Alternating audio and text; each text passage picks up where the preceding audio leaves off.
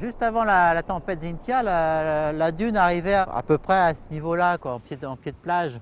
Donc on avait peut-être un niveau de sable à peu plus d'un mètre, d'un mètre 50 ici. Donc après la tempête, voilà le résultat, le sable est parti. Sur des sites comme ici, particulièrement agressés par la mer, il n'y a rien de catastrophique. Il faut juste se dire que la dune a joué son rôle et que la dune va se reformer. Et qu'il faut être patient 1 an, 2 ans, 3 ans. Elle reprendra sa place progressivement jusqu'à la prochaine tempête. Donc il y aura toujours une décennie peut-être où elle avancera, puis une année ou deux, 3 tempêtes où elle reculera. Il faut prendre après le temps de laisser la dune réagir, se reformer et l'accompagner dans sa formation. Par exemple, nous avons mis des branchages. Ces branchages sont posés simplement au sol et favorisent la fixation des sables. Et d'autre part aussi, ça sert à éviter que le public vienne trop fréquenter cette partie de dune qui est fragilisée. Ce qui sera fait ce secteur-là, donc assez rapidement, là, on mettra en place ce qu'on appelle les clôtures ganivelles, les clôtures brise-vent.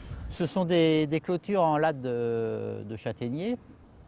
Le but, c'est que lorsque le sable est transporté par le vent vient se buter contre ces clôtures, diminue la puissance du vent derrière et les sédiments qui sont transportés se déposent.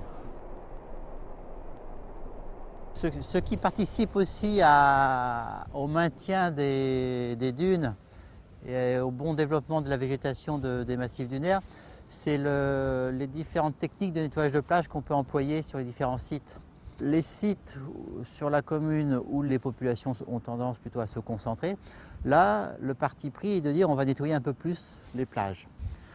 Sur les autres sites, le parti pris est de dire on nettoie la plage, mais d'une façon un peu plus raisonnée et d'une façon manuelle. Donc la laisse de mer, c'est tout ce que la marée nous dépose à chaque haute mer, comme on peut le voir ici, là. Donc les roseaux, les goémons, les bois flottés, nous amènent de temps en temps des déchets type plastique. Donc il y a une partie des agents, saison, qui est chargée de nettoyer manuellement et de ramasser ce type de déchets. Donc l'avantage de ramasser que les macro-déchets d'une façon manuelle, c'est de préserver tout ce que nous a déposé naturellement la mer pour permettre le développement d'une végétation annuelle qui va permettre très rapidement de fixer le sable. Et les premières dunes embryonnaires vont se constituer sur ces laisses de mer. Derrière nous, on aperçoit le premier cordon dunaire. La dune la plus proche du rivage est ce qu'on appelle la dune blanche ou dune mobile. Les sables sont encore en mouvement. Ils commencent progressivement à être fixés par le biais d'autres plantes qui vont être implantées par l'homme, comme l'Oya des dunes. Plus on se rapproche de la terre, en fait, plus on va avoir une dune fixée, riche en plantes différentes. Et on va lui donner alors un nom différent, on va l'appeler la dune grise.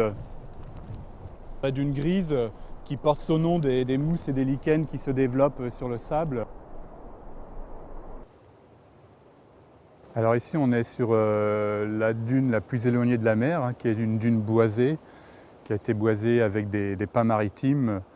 Aujourd'hui, ces pins sont à maturité et nous avons en fait quasiment l'image définitive de la dune boisée avec des pins maritimes et un sous-bois de chêne vert.